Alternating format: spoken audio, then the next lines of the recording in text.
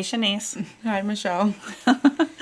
I'm excited about today's topic because I'm a planner, and this is like, I love lists and I like goals and I like to have a plan, and I am like a self-proclaimed business development guru. Love it, love it, love it. Yeah. So, I like bits and pieces of it. I've never subscribed to the ideology that I couldn't succeed. So when I write goals, let's tell the audience what this is about. This is Right. about how do you monitor your progress to stay on track with your goals. I think it's so important to monitor your progress, because if you don't do that, you don't know how well you're doing. Yeah. And, we have talked about this a lot. You and I, have a habit of going and doing and not stopping Yeah. to realize What's been done. how far we've come, how well we're doing. And I think that it's very motivating, and it gets you excited and inspired to do better.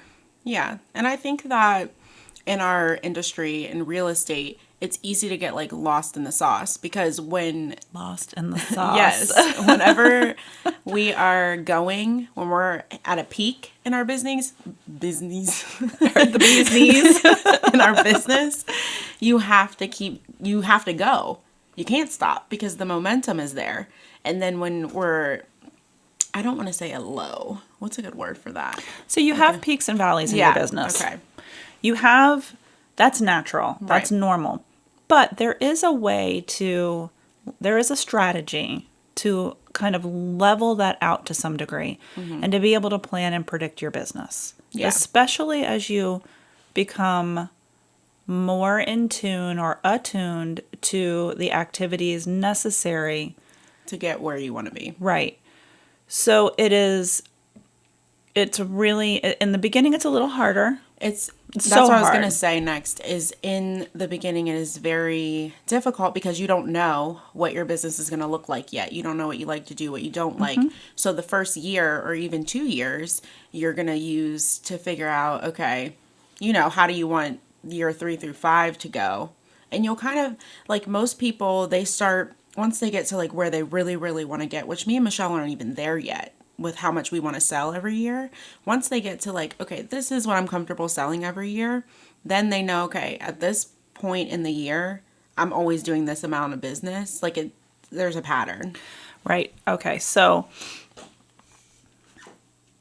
you should always have a look back when you are forecasting, because your look back is going to show you what your patterns are. It's going to show you what your trends are.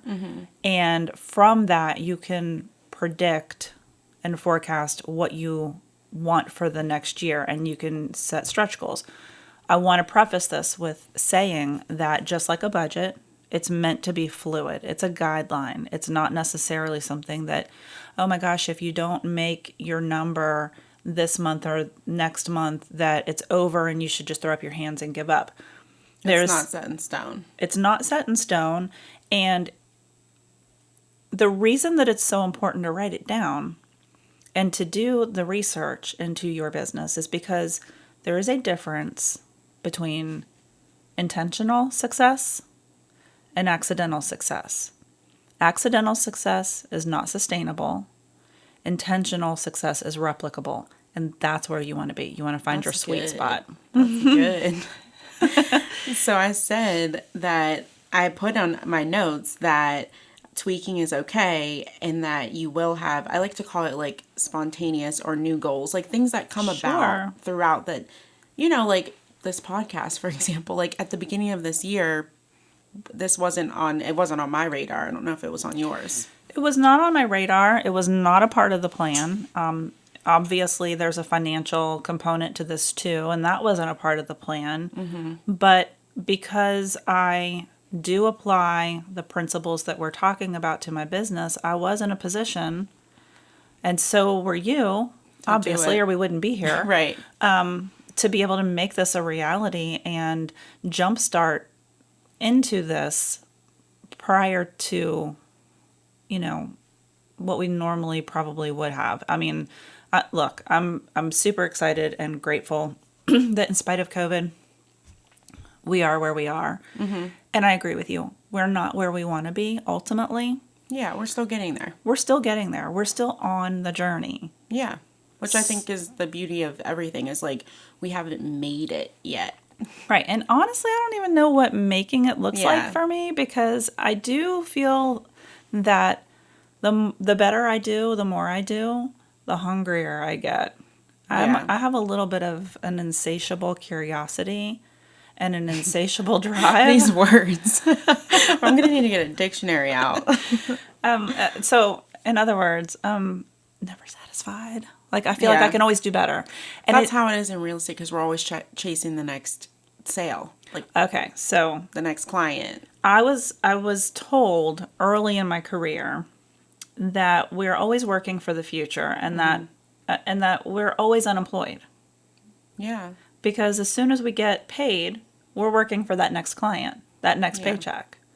So when you are at the end of a transaction, I don't want to say done with a client, because you're never done with a client. No. But at the end of a transaction, you're now unemployed again. So that's a big motivator, and that's a great way to look at it, to keep you kind of inspired. And when I say that I'm not where I want to be, and I'm always thinking that, I can do better, or I want to do better, or I'm setting new goals, those are not goals relative to the industry or my market. Mm-hmm. It's just all about who I was yesterday and can I be better today. Yeah. Which, I mean, that's normal. Why wouldn't you want to be better than yesterday? Now, we just had an event where we brought all of our agents in, and we did we had a vision board night. Yeah. To prepare. You normally do it. So it's September. I'm not sure when this is going to air, but you normally do it in fourth quarter. But I kind of like that you wanted to do it in third quarter, because in fourth quarter, it gets kind of crazy with like holidays and things like that. And it can get missed, business planning for next year, because you get so busy with, Thanksgiving, Christmas, and all type family coming home. And yeah.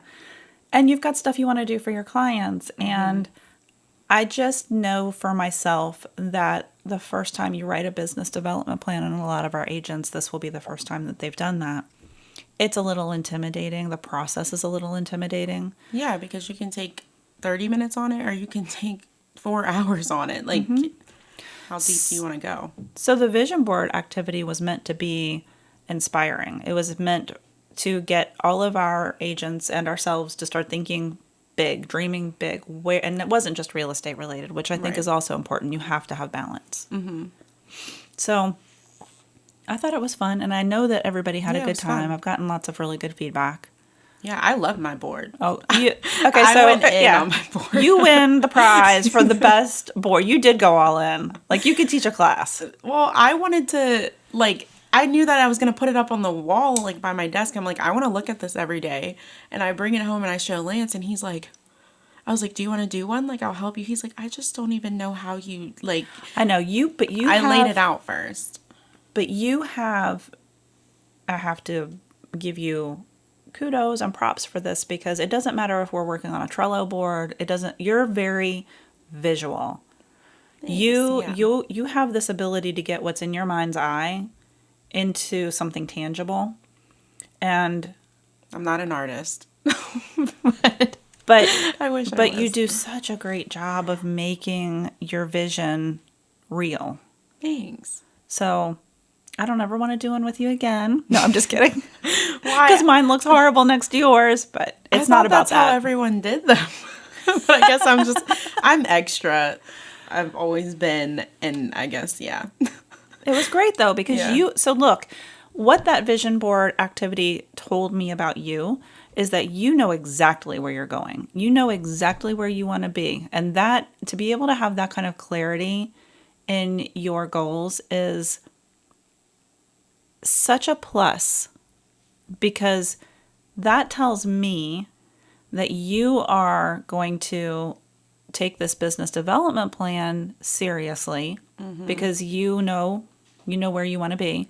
We're going to reverse engineer that vision board Yeah. and figure out how what we do every day supports those goals. And it's also important to note that you can't, not can't, that's not the right word.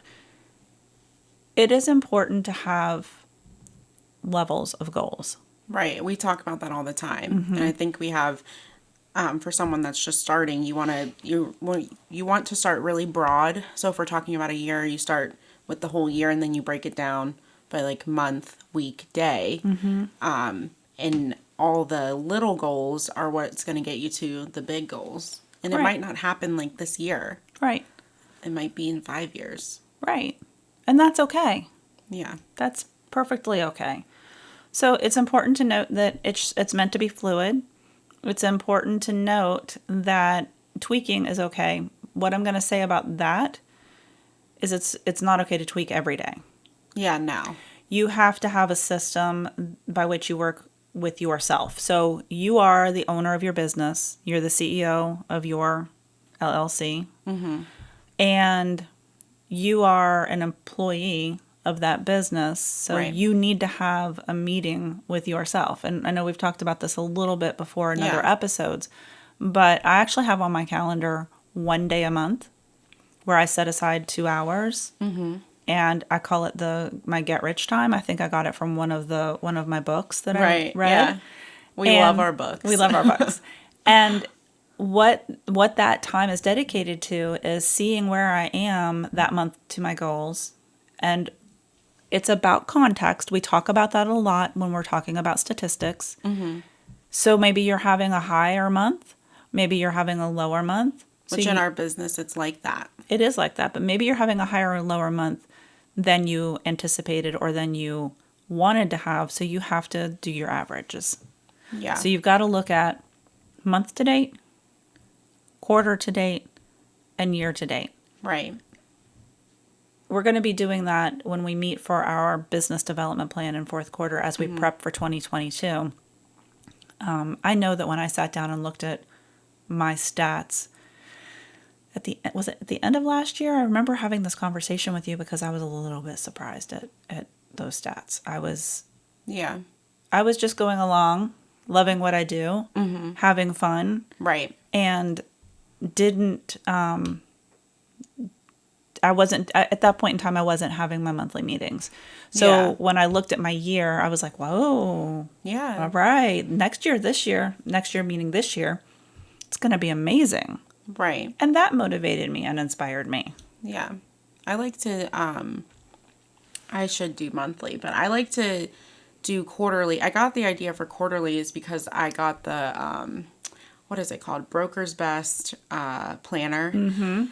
And it forced you to do that at the beginning of every quarter. So I projected some things for second quarter, and I didn't hit it, which was okay.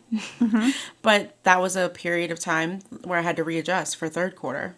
Like we have to do that a lot throughout our business because of like the peaks and valleys that we have, and some are sporadic with business. I think that it's important to note too that once you find something that works and you keep that in your arsenal of tools, Right. then you can start to see some consistency, and consistency is something that comes before and after the paycheck. Right. The reality of a successful real estate business is that the day-to-day, It's so important. it's so important, and it's so not what people see on the highlight reel on Instagram. It's not what it's not what you always want to do. It's the boring stuff. Yeah, you have to do it. It's not sexy. It's not, showing fabulous homes all day. It's not, those aren't the things that make your business successful. Those are the fruits of your labor. Actually, I say this all the time. Showing homes isn't my favorite part, which you would think it would be, but it's not. Because, how much of that do we do? Right. That's not like the bulk of our business. Right. So there are some things that we both have incorporated into our day-to-day business that help us remain successful, like be consistently successful. I know that for me, one of the biggest game changers was time blocking. Yeah, because it's a huge thing. And I was just talking about this yesterday. When you're an agent, you're a new agent, you're trying to figure out how to fill your day. You don't know what to do. You start working on one task, one task that should probably take you 30 minutes or an hour, and you do it all day. And then you don't do anything else. So now you look back at your day and you're like, what did I do? And it's nothing, really. Right. You didn't get anywhere. No. And time blocking is amazing. I think the time blocking is the very, very first tool that we should implement to be successful, because if you're time blocking, then you're filling all of those time blocks with the activities that you need to be using or need to be doing to have sustainability. You don't get hung up on one thing, one task. And let's face it, we sit down in front of our laptops and you get sucked in. Yeah, you do, to the email. To the email. Yes. The email. So, okay. So, number one, set up this is the order of my tips. Number one, set up a meeting with yourself. If you're not at a place where monthly makes sense, at least quarterly. Yes, I agree. Number two, time block. Yes. And then we're going to talk about the things give that them you should some time idea. block for. Right. So, what do you actually block time for to make sure you get to every week? You mean then or now? Now. So now oh goodness, I'm like seeing my planner in my head. I have follow-ups, like client follow-ups. Client follow-ups, that's on mine too. Always. And then oh my goodness, what else do I should really pull up my calendar, because now I can't even think of what I do. I do, personal notes.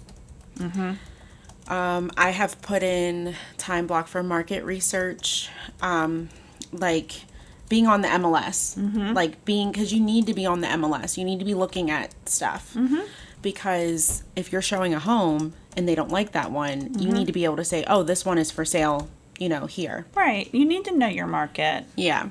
I've put in training. Education. Well, partly it's because of my post-licensing for North Carolina, but I put it in for, once that's done, I will keep it in just to keep staying fresh. So I don't know what your hours were, but I had 45 hours of post-licensing education for Florida. 90. That's a lot. So in addition to that, we have just generic basic, once you get past the post-licensing education, you have the number of hours that you need, and it varies by state, to keep your license active. So the cool thing, and I'm just sharing this with you here now. Yeah, what? I'm going to do, I'm going to do designations because they're nationally recognized and it will satisfy both states. Yeah.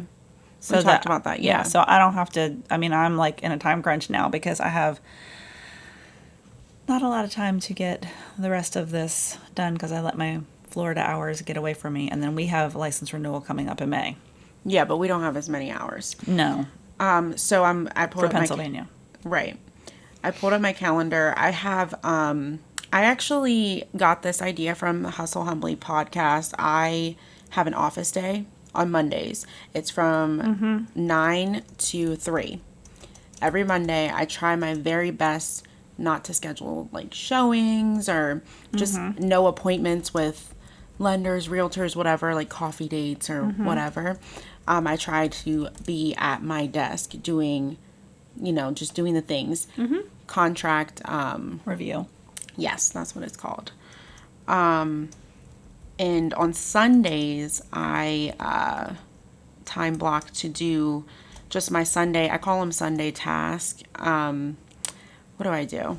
I don't even know the word that I'm thinking of. Content planning. I started doing that.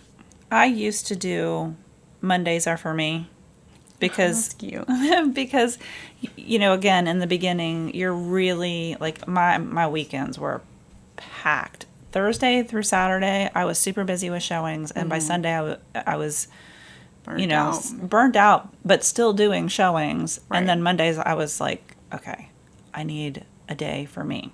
Yeah. So now my Mondays are my admin days. Right. I try to take Sundays off unless I have a client that has a need. I don't work Sundays. Period. I know. Good for you. Well, I mean, No, good for you. I mean, I try to. No, well, my showing assistant just moved away, but it works out that they don't want to see homes on Sundays normally because of church. It's family day. Yeah. Usually, for most people, it's family day. I did work Sundays the whole first year, though, because I was doing open houses and my brokerage made us do them on Sundays. Now with EXP, we can do them whenever we want. Just another benefit, guys. Yeah. Right. So I have on the list of things that I time block for client follow-ups, returning phone calls, personal notes, education.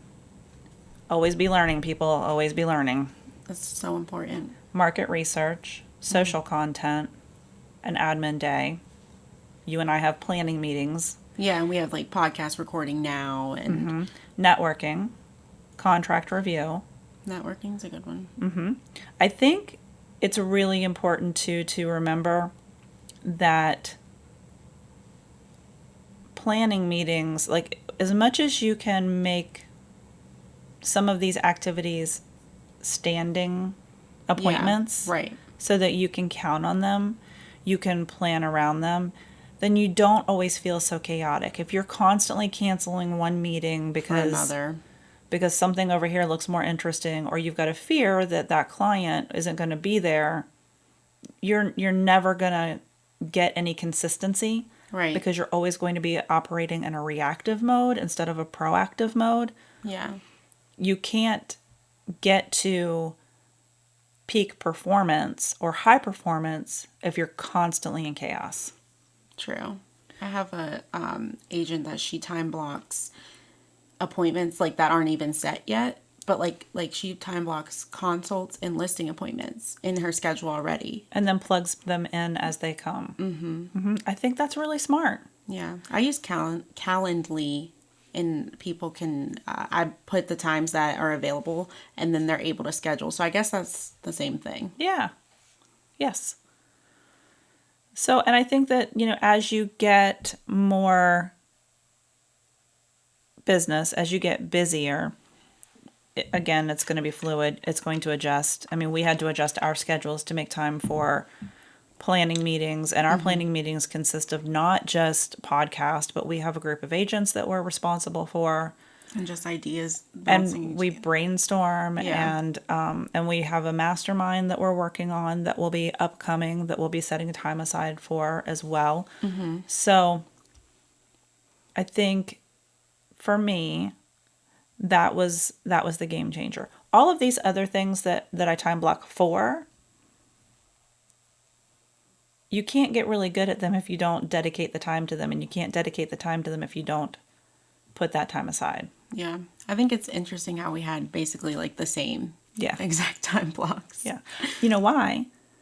Because those are the components of a successful real estate career. Yeah. And that has been discussed over and over and over in every mastermind I've been a part of, every private Facebook group I've been a part of, every training that I've been a part of, every personal growth book that I have read. They all come back to time blocking. Yeah.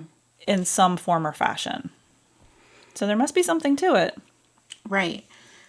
We've also recently implemented Trello. Lifesaver. Yeah. And you can use it for everything. I like to call it a Pinterest board for professionals. I love that.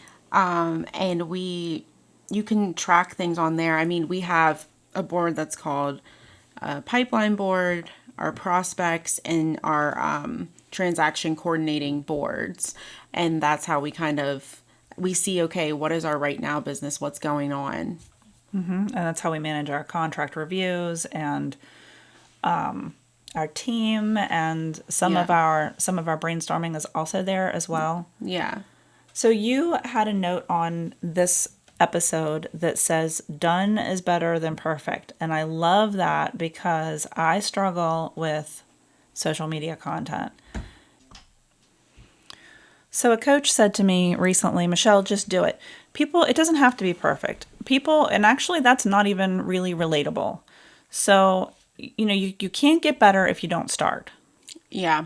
So my goal this week was to do one reel, which I did. You did. I think it was cute. Yeah.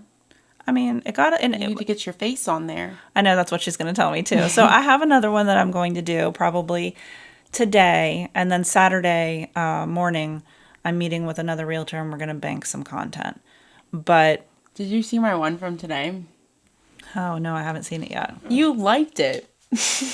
Which one? The one, it was like real or EXP realtors are always... Oh, I did like that. We don't care. Yeah. I liked that a lot.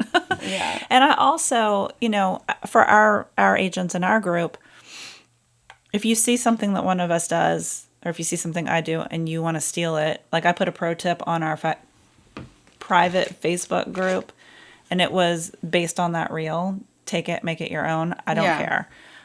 But I do have one where my face is going to be in it. I'm gonna do it today. Good. You can hold me accountable. Yeah, do it today. Do it today. Just do it. Yeah. Just do it. Done is better than perfect. Yeah, because we can get caught up, like, in the beginning, our favorite phrase. In the beginning. And I still have had this problem where I want to do something, like I want to implement something in my business, and I just keep on figuring out ways to tweak what I want to do, and then I don't do it. Like, for example, in the newsletter that I've wanted to do for about 6 months now, it's not good enough, which it's probably fine, but I just don't do it because it's not perfect to me. Yeah. So that's a great point, because I think that sometimes people don't track their business and they don't track their progress because they're afraid of what the results will be. Because if you don't get to this sales goal, or we work a lot off of like sales and transactions, like how many you've had, and the comparison game comes into play, and maybe you just don't want to see, like, what if it's not as much as you think that it is, the fear of that. Right. I completely get that. I totally understand that, because I have that personality and approach to wanting to succeed in my mind as well. But you can't succeed if you don't know where you're starting. And you can't get better if you don't know where you are today. And every day we're starting over. Every day you have an opportunity to do better than you did yesterday. Mm-hmm. But if you don't take a minute to figure out where you were or what your starting point is, you're just going to be treading water. Yeah. So it is important. I would love to hear from the audience what they use to monitor their progress, or how do you stay on track with your goals. Yeah. I'm curious. I'm curious too. Because no one really tells you when you start in real estate. They don't really tell you what to do or how to do that. At least they didn't tell me. No. I don't think that. So in my Florida post-licensing education, they actually, part of your post-licensing education is learning how to start your business, how to set your business up, it's basic business development 101. And it was easy for me because that's my background. Mm-hmm. But I just thought, my gosh, this is amazing. Why didn't they do this? Why don't they do this in every state? Yeah. And in EXP, not to talk about EXP this episode, but they have in the training, there's like a business module. A business module. Start. Yeah. And we've talked a little bit about statistics and context in this episode as well. I think it's important that when you are looking at other people and their production or their volume, it's really so important to understand the context of that if you're actually going to use that as a measure of success. Yeah, because are they doing the same things as you?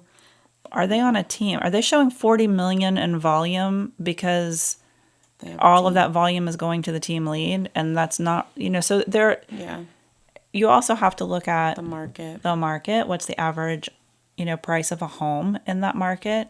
And again, context, if you are a brand new realtor, you're probably not operating in that average Yeah, I sale wouldn't price even of a look at home. it Right. in the beginning. I don't, so Or I now. know I probably don't ever look at it because Yeah.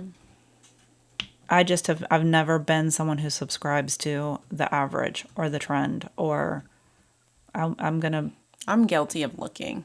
I don't, number one, I don't know that person. I don't know what their skill set is. They may have been in the business way longer than me. They may have a partner who's giving, that's just a rabbit hole I choose not to go down. Yeah. It's demotivating. It yeah. can be demotivating. It's a spiral. And at the end of the day, those are their stats and that's their journey. I don't want their journey. I want mine. Yeah, you also have to look at what's success to you. Success to you might look different than someone else. And then also, everybody has different things going on in their life. Like, I have a daughter, so I can't go like other people can. And I have to remember that. And that's okay because I'm never going to get the time back with her that I'm spending with her now. Right. So there's a lot of value in that you're not willing to give up. And, that's admirable and 100% okay. It's the beauty of our career. It is the beauty of our career. I think that's a good place to end it. I think so too. So drop some comments in the comment section and let us know what On Instagram. on Instagram or on YouTube. Yeah. And let us know what you use to stay on track with your goals and how you monitor your progress. Bye. Until Oh. See ya. No. This has been Our Hustle, Our Way. Until next time. Bye. Bye.